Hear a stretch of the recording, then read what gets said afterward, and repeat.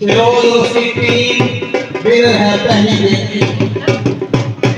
रस्सा कशी होने लगी है। अस्सलाम वालेकुम डियर फ्रेंड्स, सब तो पहले वेलकम बैक टू 96 व्लॉग। आज का व्लॉग बहुत अमेजिंग होने वाला है। जो भाई साहब पहले चैनल न्यू चैनल लाजमी सब्सक्राइब करो। किस तरह अमेजिंग होने वाला है मजाक दसना पर नहीं दसना है, तुम साढ़े नाल रहो तो मज़ा आएगा इंशाल्लाह। वेख्या जब पूरे लिशके ने आज कौन है ये लोग?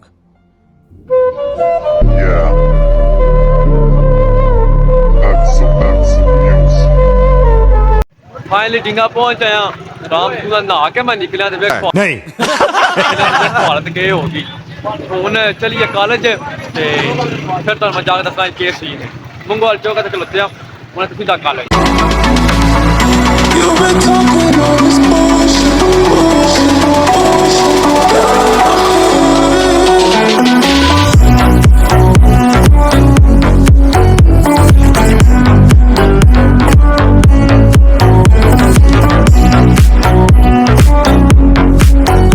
ना भुल गया अज कॉलेज अपना स्पोर्ट्स डे वगैरह ते मैं ते एक किस्म का कॉलेजों कौन नहीं आया यानी किस्म का मेरे नाराजगी बनाई ने।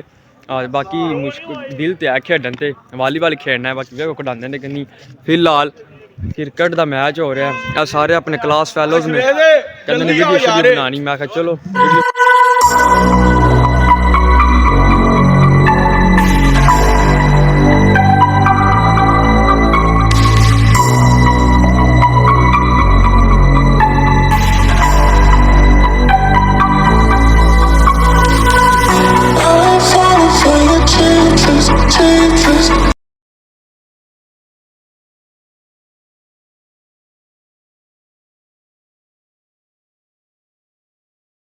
अली हैदर, अवैस, रफाकत अली, गुजर और नबी।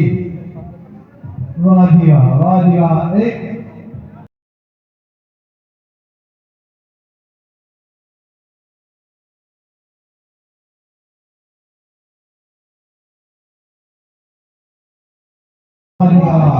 वाह भागे भागे भागे गुजर भागे गुजर भागा।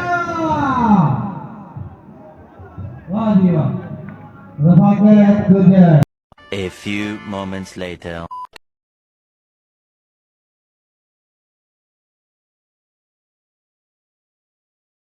जी रस्सा कशी होने लगी है।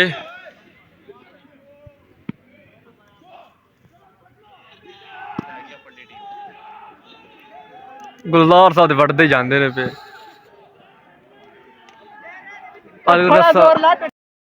साहब की टीम विन करी जा रही है तीसरा मैच। वो मोटा वे लल्ला वो मोटा देखे मोटा गडवा चाल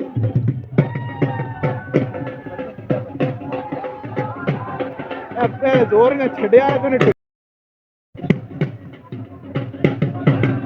वो लै गए।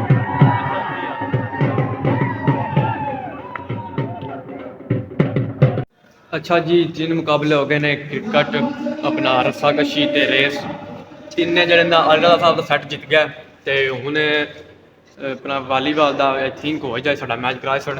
ए मैच इंशाल्लाह सी गुलजार साहब जरूर जितावें जरूर जरूर। अभी मजा आएगा ना भिड़ो।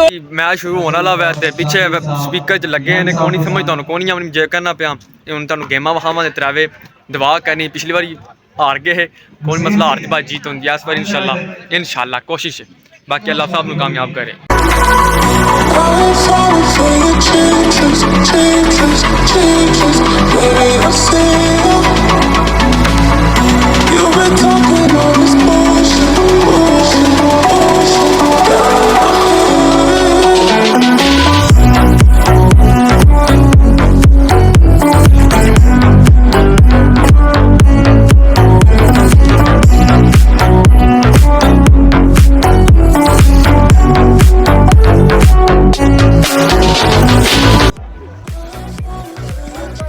अब्दुल शबाज उसकी टीम विनर है पहली गेम की।